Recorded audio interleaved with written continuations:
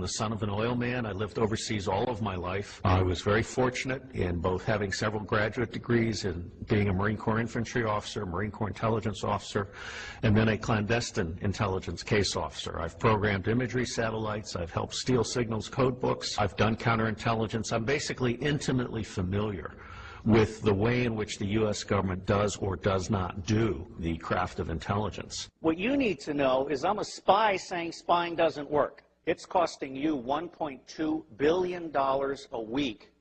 People don't realize this. Apart from the fact that NSA is 1950s mindsets with 1970s technologies, SAIC completely screwed up Trailblazer, Echelon is baloney. 80% of your signals intelligence comes from analysis of patterns.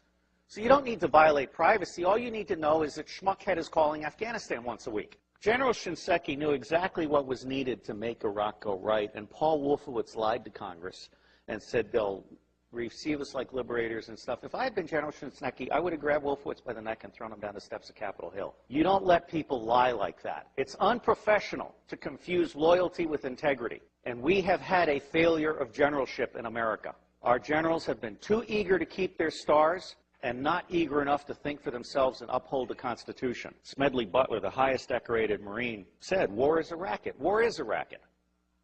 War is a racket, and the only reason it's happening is because the American public is lethargic. Blog that. You are the Paul Reveres and Patrick Henrys of our generation. Bottom-up horizontal connection is key. Sharing at all levels, not top-down control. Public intelligence and influence is about to take off. We are about to bury rule by secrecy. Civil affairs is the focal point. The intelligence guys need to go back in their box.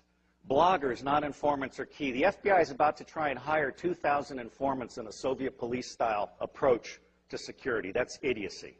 If you bloggers self-organize and attach yourself like leeches to specific issues, corporations, organizations, challenges, whatever, you will be the intelligence Minutemen of this century.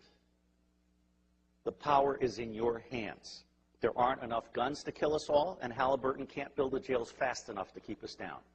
Bloggers, as Linux is organized, where you grab onto an issue or something, and you are part of a structured citizen journalism blogging thing that lets no evil doing go unnoticed, that rules.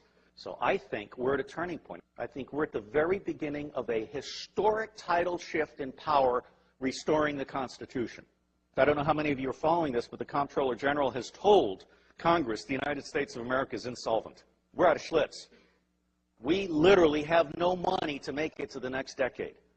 Now, there's some very easy solutions.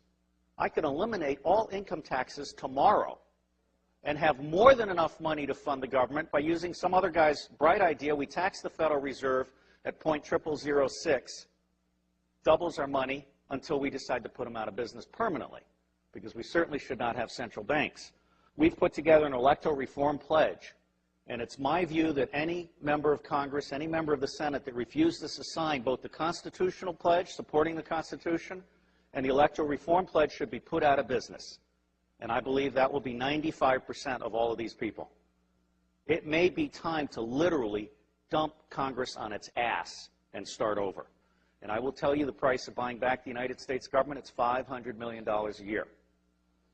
In the early 90s, Newt Gingrich and the Republicans got together. Their plan is now on the street. It's been exposed by a Columbia professor. They concluded that they could buy the United States government from school board to State House to White House for $300 million a year, and by golly, they did.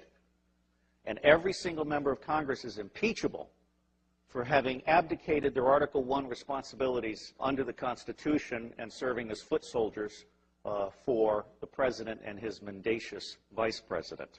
If you confiscate all the wealth in the world, which I do not advocate, all you have is a $5 bill for every one of the 5 billion poor on the planet. And what's happening here is we're at the very beginning. We're just starting to come out of our little eggshell. When the industrial era began, it broke the connection between kinship and trust. And it started treating people as commodities. And then we lost sight of our government, and we allowed the corporations to buy the government. The United States of America no longer represents we the people.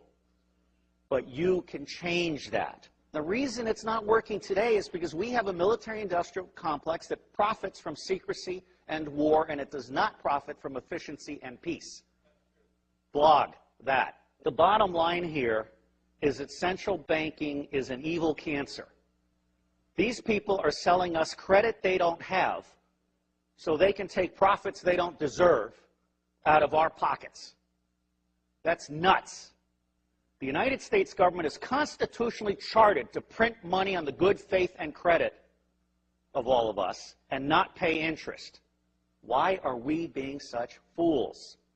Well, unfortunately, if you fight them, you get assassinated. Lincoln and Kennedy were both about to print money and not borrow from the banks. I can't connect those two dots, but I can tell you they're side by side. But the reality is the federal government is broken in every possible way. And it's going to be localized, bottom-up resilience networks. They're going to save us. That's where you guys come in. Our educational system stinks. It beats the creativity out of kids by the time they're in the 4th grade. It forces you to become a blogger or hacker in order to become creative. There is absolutely no lack of solution, and there is also no lack of money. What is lacking is the popular political will to exercise our God-given right to be in charge. Don't try and heal a broken system. Create a new system that replaces it. So I'm honored to be here to set the tone for you guys. And my bottom line is don't waste your time on the federal government. It's going away. There are 27 secessionist movements. There are 9 distinct nations in North America. I anticipate some virtual separation in the Republic. And I think that you're going to find that, like Vermont, for example, is all of a sudden going to be seen by the rest of America as exactly where we want to be, or Seattle. And so that's called the spike theory of change. As soon as one state gets it perfect, it's going to spread like wildfire.